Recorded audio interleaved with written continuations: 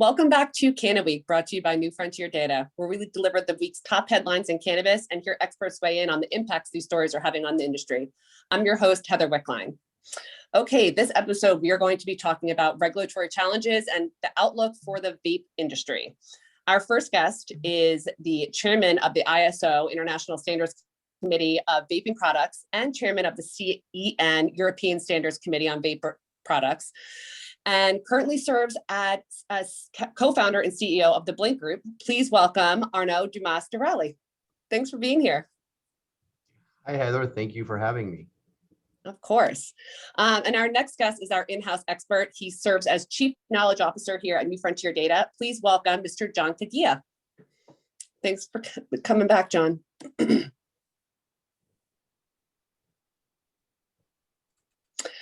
Okay, so Arnaud, before we get started. Glad to be back, Heather. Thank you for having me. Absolutely. Arnaud, before we get started, would you mind giving our listeners a quick rundown on the Blinc Group and who you are for anybody that's not familiar?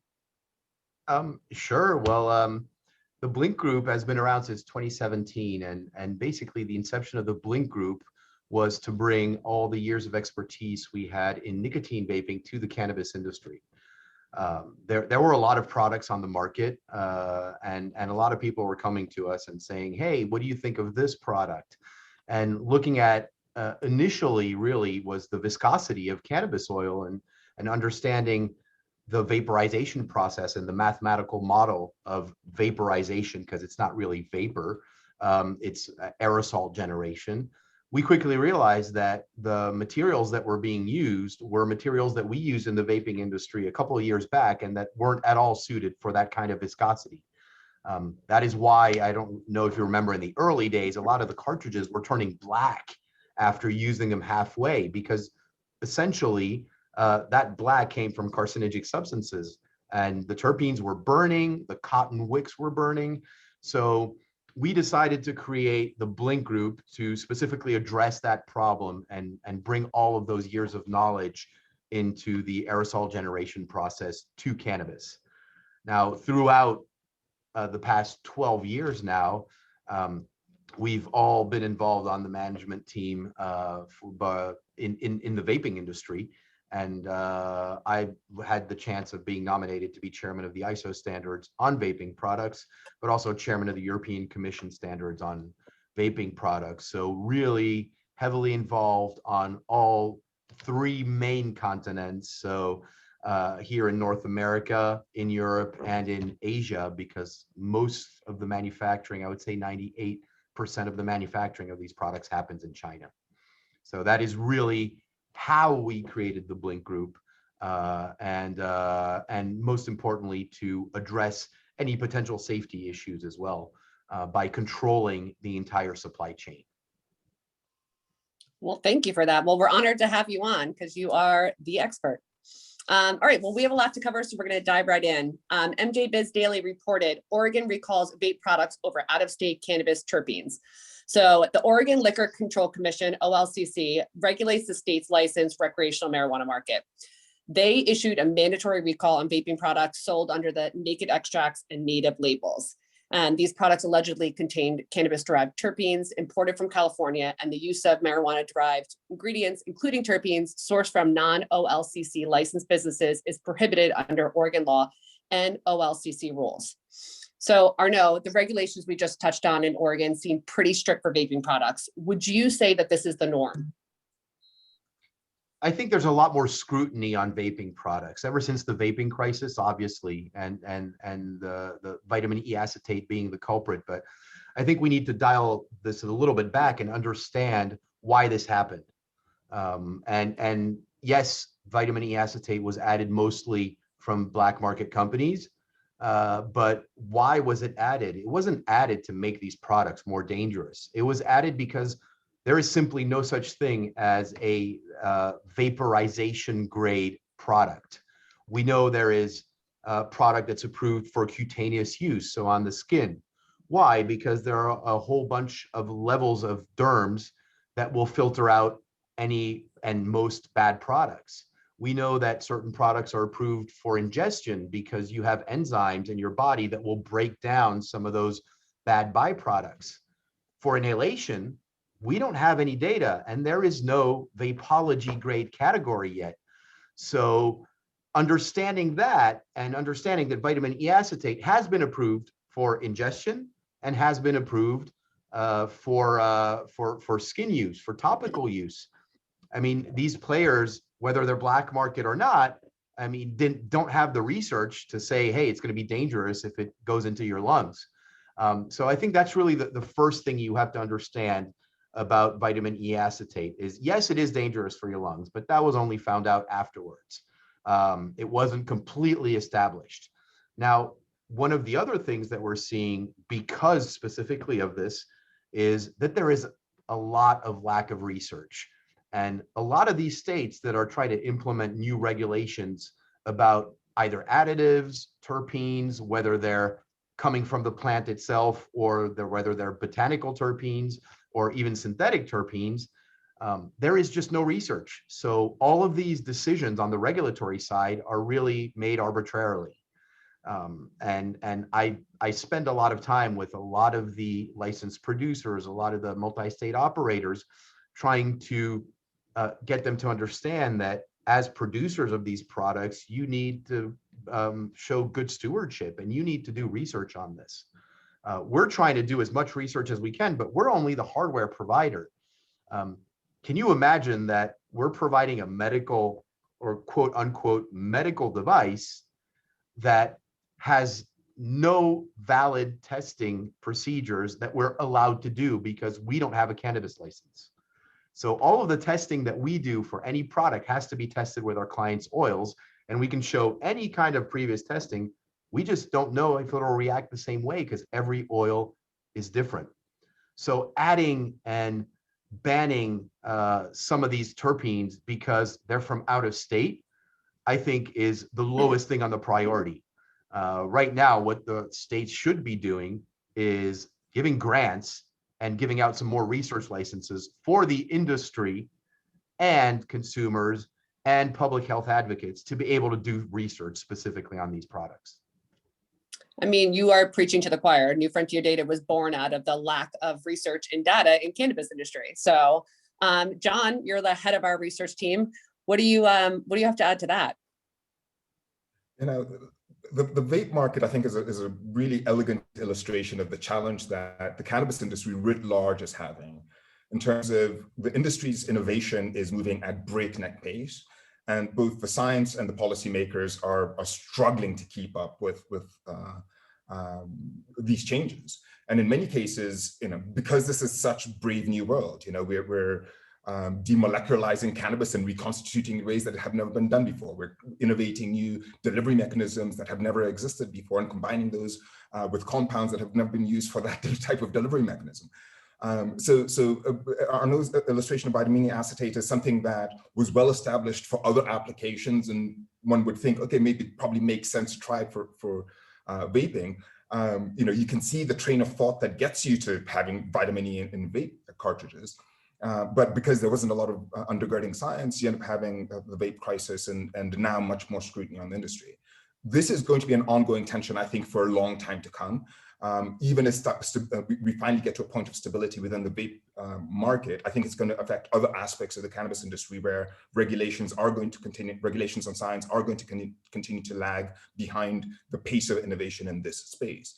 But broadly speaking, to Arnaud's point, I think once we figure out some of these broad strokes, what are some of the fundamentals in terms of either what kinds of compounds are clearly demonstrably safe or clearly demonstrably unsafe, and those lines get more broadly drawn.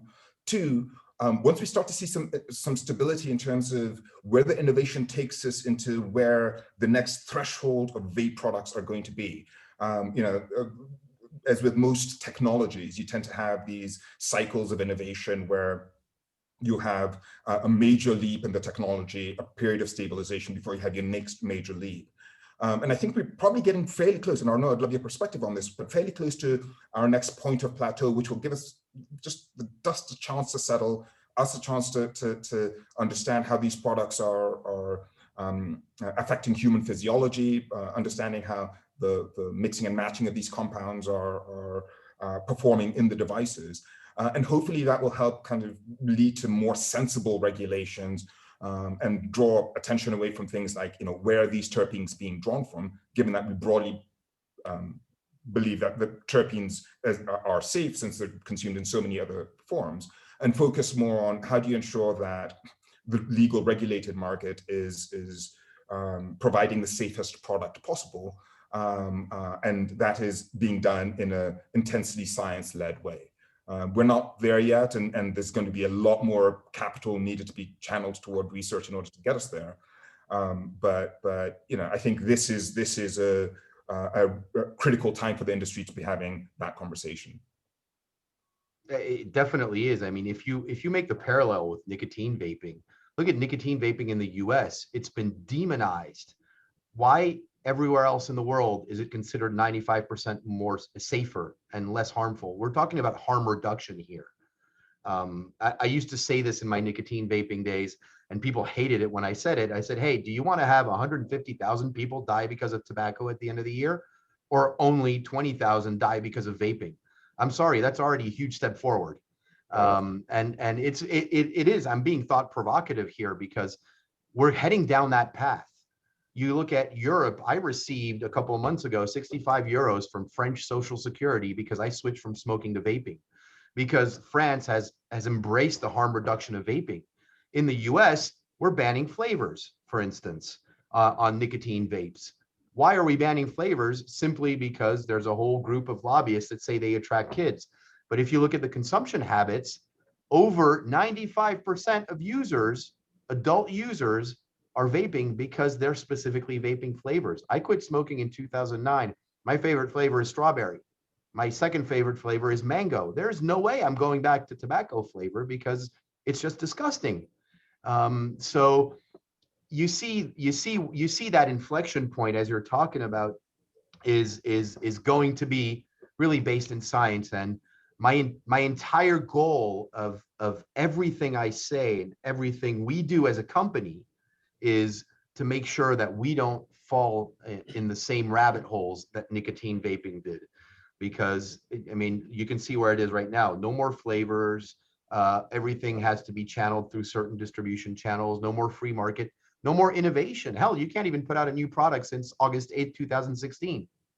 So all the products that you see on the market right now, if they're legal, of course, are products that have been around for a while back and that haven't been made safer or couldn't be made safer because of regulation. So really, I'm really hoping to see more money channeled through research instead of spending all that amount of money on getting beautiful packaging out there from a lot of the players. No, you make a really important point, and I actually think as we think about the emergence of the global cannabis vape market, and maybe even about cannabis more broadly, certainly one of the tensions that I think we're going to see between the European markets and the North American ones, and the US market specifically, is the difference in kind of policy orientation to how cannabis gets integrated into our society. So, generally the Europeans tend to be much more pragmatic in their approach to public policy. So, which is why you tend to see so much of European policy more focused on harm reduction. It's, when Portugal started doing needle exchanges, 20 years ago, most of the rest of the world, certainly the Americans, thought it was crazy, but there was clear science supporting that kind of decision. Whereas generally, there's still a lot of both stigma and conservatism that is driving American public policy. And so the reflex tends to be much more around how do you build as many constraints around this market? Because even if we will grudgingly make it legal, but if we have to make it legal, we've got to put some really, really tight bounds around it. And unfortunately, not only does that help quell innovation, it undercuts some of the harm reduction opportunities. Because the unregulated market options end up being either competitive or being able to stay viable because the legal market really isn't fully able to come into its fore.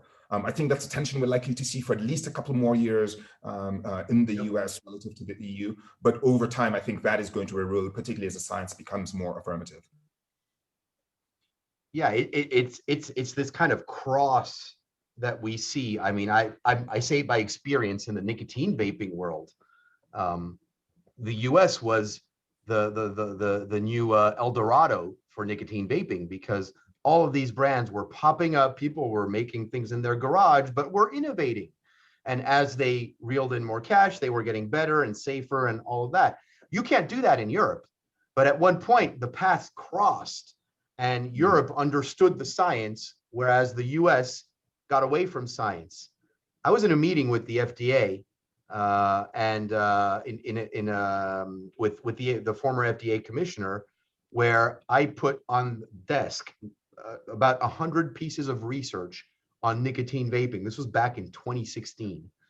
And the only answer was, yeah, well, that's what happens in European lungs. I'm like, why? Are my lungs different than yours? I mean, you can, just by that comment, you can understand the rationale. I mean, we're all the same species, right? We're all human. Some are just more human than others, apparently. That is unbelievable. Well, moving on, I want to get your kind of just a little bit more of an outlook, because as you touched on before, the vaping crisis we're all familiar with in 2019, despite those challenges, the cannabis vape industry has had a really strong recovery and is positioned to thrive in 2021. So New Frontier data recently reported that since 2018, value-added products have gained in popularity, and increasing proportion of consumers claim to consume both flower and non-flower products. Arnaud, do you expect this trend towards value-added products such as vapes to continue on the up and up? I definitely do. Yeah, look at a lot of the traditional industries, like retail, like electronics, like a lot of these industries have kind of converged toward custom experiences. I mean, we're all interested in having something unique. So we want something that works for us as individuals. And I think the only way that will arrive in cannabis is through more processed products, because you can more fine tune what's going on in those products. So if you want to make an association of chamomile, for instance, with verbena, and add some terpenes and CBD in there, the entourage effect is going to make that you have a better chance for you personally to help with anxiety, for instance. For me, maybe it won't do anything. So the more products and the more variety of products we have on the market, the more the market is going to grow, because the more each and every one of us are going to find the product that affects us the way we want it to affect us. I think that's really what's pushing a lot of the innovation in these companies. I mean, I speak to clients who are really looking at the interaction on the molecular level of certain cannabinoids with certain terpenes, with certain other compounds as well, that could really lead to breakthroughs in certain medical conditions, but also in certain mental conditions, because whether we like to hear it or not, for me, the recreational market can also be called the mental market. If we're consuming cannabis, is because we want to feel better. Feeling better is mental. Or we want to feel more focused. That's mental. We want to be less tired and we want to sleep better. That's mental. So I like to talk about the mental market and the medical market. And really these products and the value-added products like vapes, for instance, will be able to pinpoint those. Why do you think in certain states, like the state we're in, New York, they don't even allow flower, they don't allow edibles, or historically they didn't allow flower or edibles, it was only vape. Why? Because we can control as an industry what goes into the vape, therefore we control what comes out. If we're relying only on the natural aspect of cannabis, you're going to get huge variance from one batch to the other, whereas if you're controlling what goes inside, you're going to have way less variance and be able to pinpoint certain formulations and certain value-added products. John, would you agree with that? I know that you our recent research kind of supported that theory. Yes, we would. And we see that happening actually as when you compare what's happening in the legal markets versus the illicit markets in the US. So based on the Cannabis Consumer survey that we did and the report that we released in April, one of the things that I thought was interesting is when you compare the frequency of use between the frequency of use of vapes between consumers who live in illegal markets versus legal markets, In illegal markets, it was 27% of consumers say they reported using vapes. In legal markets, it was 34%. And that gap has widened since we did this survey in 2018. I think part of the reason for that, to Arnaud's point, is this innovation, the product diffusion that is allowing for more tailored, more customized, more unique experiences, because the legal market has the resources to deploy that. And because generally you're finding a lower quality product available in the unregulated market, you're not seeing as rapid a pace of adoption. Indeed, in terms of the difference between legal versus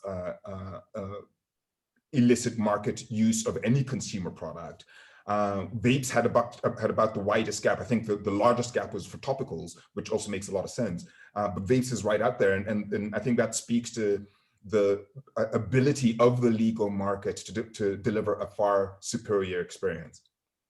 And then second, and this is, I think, a really critical point as we continue to fracture our idea of who the cannabis consumer is and why they're consuming. To Arnaud's point, the overwhelming majority of use, regardless of whether the consumer self-describes as medical or recreational, the overwhelming proportion of use is wellness related. And I think when you approach it from that standpoint, that people are trying to feel better, and I'll put better in quotes, whatever that means, or however they might define that, then it creates a huge kind of opportunity to both understand deeply what that means and then build products that are intended to address the kind of specific point of benefit that the consumer is trying to seek. In some respects, I actually think we barely scratched the surface of that product customization, that product tailoring.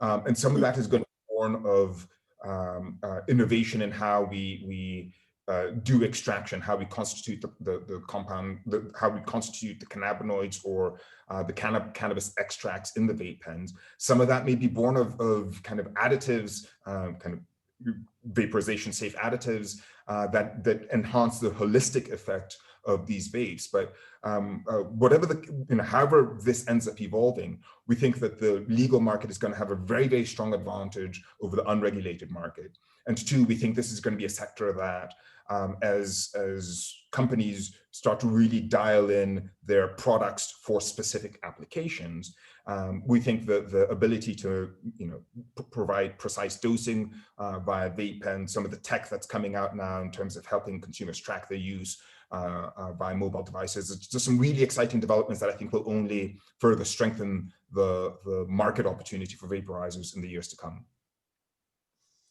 It's so funny because you talk about all the different reasons. You were talking about the mental reasons and everything else. I feel like the more you read about cannabis and the uses and the different options, it's, sleep and relaxation and anxiety, but it's never really like to get high.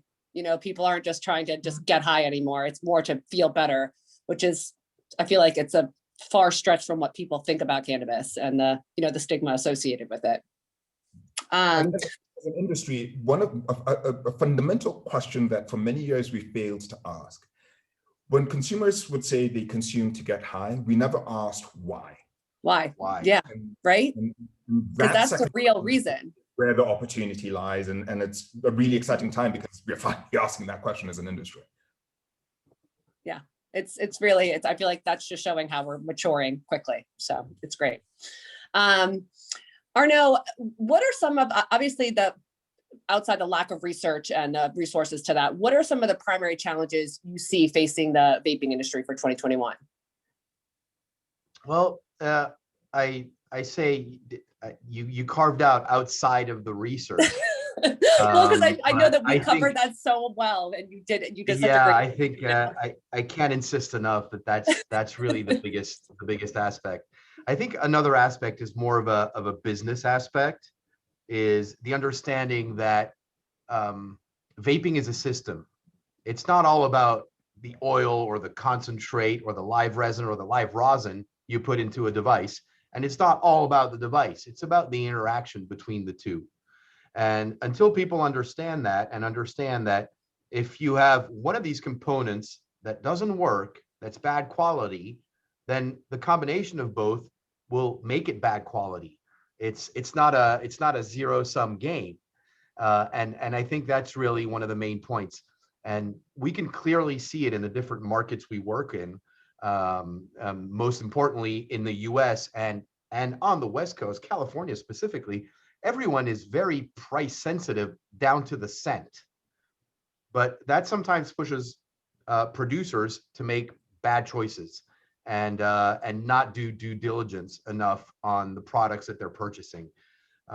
It's also linked to the fact that, as we were alluding to earlier, these products are made in China.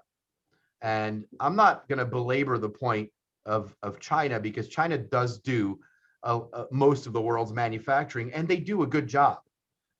It's about understanding who are the people and who are the raw material suppliers and who are the assemblers that do a good job. And that entire due diligence process is very often not done correctly and not pushed through by a lot of the players. And I think understanding that entire supply chain. So if I show you a cartridge, for instance, like this, a cartridge like this has 13 different raw materials inside. And I can tell you right now, you go ask any manufacturer, hey, do you have a standard certification for the stainless steel that you're using in your device? They'll have no damn clue. And I think that's one of the really important parts of understanding the global implications, not to mention that you have COVID and you have certain obstacles because of COVID. There's also other obstacles linked to supply chain. I mean, on the global economy right now, we have a shortage of SI chips, silicone chips. So all of the little chips that you have in batteries, you have your microwaves and your TVs and all of that. There's a major shortage right now. And the lead times for these components, which are usually 15 to 20 days maximum, are now up to 45, 50 days. If you don't control your supply chain, you don't know exactly how that's going to evolve, and you can't make reserves while the prices are low, because obviously the longer the lead time gets, the higher the prices will get, because people are going to be paying more for it. It's the same thing with battery cells, for instance. Right now, there's a shortage of battery cells, and understanding, again, that entire supply chain, not only on the hardware side, but understanding the supply chain when you're buying biomass and you're a processor, and understanding that whole supply over the coming weeks is very, very important. I think our industry is just too young and too immature yet to really understand the impact of supply chain issues, whether it's on the plant itself or the hardware. John, anything to add as far as any challenges right now? Well, just maybe picking up on Arnaud's point about how much of a critical role China plays in the US's vape economy. The vape industry, I think, is actually unique in that regard, in that most other products in the cannabis industry are sourced, manufactured, made locally, in the US at least, certainly within our national borders, broadly speaking. Whereas the vape market is one where there's critical reliance on our Asian suppliers. And so for operators who are looking at this market and looking at this market opportunity, that piece is really critical to understand. To Arnaud's point, I know a few people who've been really badly burnt because they thought they got a hot tip on a cheap deal on a manufacturer that was going to hook them up. And 2, 3, 4 months later, their money's gone, the products don't work, and they're back to square one. So there's an added level of diligence required, I think, in the vape market, because you're not dealing with domestically sourced commodities or resources. There's a significant and critical international component, and for those who have not navigated that ecosystem before, really, really critical that you've got good counsel guiding you through there, because it can be very murky waters. It definitely is, and understanding China as well. I mean, you can't be doing business in China if you're not imbibed with the Chinese culture. We set up our operations in China and our team in China with mainly Chinese nationals that understand how all of this works. And there's a lot of kinks in the process. I mean, I'll give you a very funny story too, with purchasing managers of assemblers that you find on Alibaba. They will have 2 raw material suppliers, and they will literally tell them, and it's not taboo there, it's business as usual. They will literally tell them, hey, if you give me 1% of back in my pocket of what I'm ordering from you, I will choose you, even though you have a shittier product than the other supplier. You have to understand all of that. And if you're not in bed with it, if you don't have boots on the ground and you don't have your team in Shenzhen, because it's not further than Shenzhen, than China, it's really Shenzhen where all these products are produced, then you're not going to control anything. And control, as we know in supply chain, means reliability, means on-time delivery, means better management of what's going on. Wow. That's incredible. Well, we are almost out of time, but before we go, want to get your predictions, outlook for the future, what's to come, expectations. Arnaud, what do you think is going to be coming down the pipe? I like to draw a parallel again with nicotine vaping. In nicotine vaping, every year there was a new potential crisis. At one point, it was batteries exploding. At one point, it was, oh, there's too much vanillin in this flavor, which is a carcinogenic substance when inhaled. It's going to be a roller coaster. There are going to be ups and downs. Where at one point in the US, we were all using MCT as a diluent for the oils. MCT is really dangerous, and that was kind of under the radar because there were no reported incidents. But that we're not too far away from potentially seeing that pop up. Maybe we're going to see that a certain kind of terpene like limonene, if used over a certain percentage, is going to become dangerous, and we're going to have to address this in standards, and the regulator is going to have to implement it. But we won't find out until we do research. So I'm going to start sounding like a broken record now. Spending money in research, and I do think that is one thing that we're going to see a little bit more of in this year. And I've been speaking to a lot of people that are starting some research pieces across North America, and most recently, a couple of weeks ago, there were more research growing licenses that were granted by the U.S. I mean, up until now, it was only Mississippi. So now there's two more, and we need to be pushing for getting more of that information out there and pushing for really science-backed data instead of just fear-mongering and making regulations on a whim without basing them in science. So we're going to see a lot more of that, and we're going to see a lot more innovation and innovative products and people that actually spend the time doing research before putting out a product. Because up until now, it's literally, hey, I have an idea. I'm going to go get a prototype made really quick. And if 3 people tell me it works, I'm putting it on the market. That's going to start to simmer down as the industry matures and stabilizes. Right. John, what's your outlook?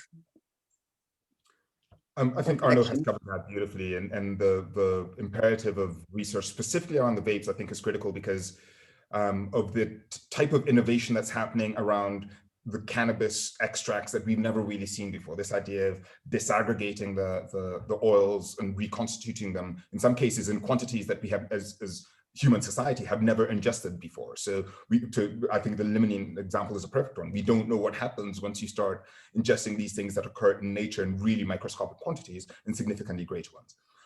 But I think ultimately the science will find the appropriate thresholds.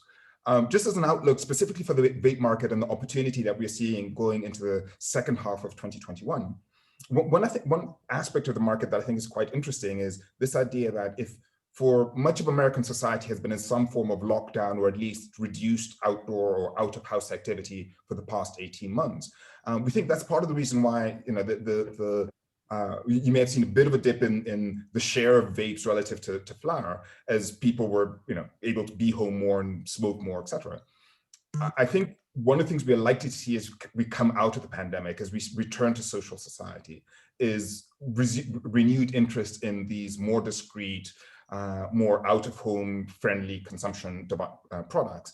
And so we think that this could be a really good season for the vape market as Americans get back out into social society, and now are able to do that at a time when there's never been a richer kind of portfolio of vapes and other kind of discrete product forms for them to resume social society with. So I'm expecting we're going to be seeing a lot of vapes at barbecues and dinner parties this year. I just like the sound of barbecues and dinner parties. That sounds really exciting. Well, thank you both so much for being on here today. It was amazing. I feel like we could talk for hours, but we have to wrap it up. So thank you to our listeners at CannaWeek. Please be sure to like, subscribe, hit the notification bell. And if you really like us, give us 5 stars. And we have just released our most recent report, Cannabis in the US 2021 mid-year market report. So we put that out in partnership with global law firm Dentons as our sponsor. Just head on over to newfrontieردata.com and hit on industry reports. I am your host, Heather Wickline, and we will see you next time.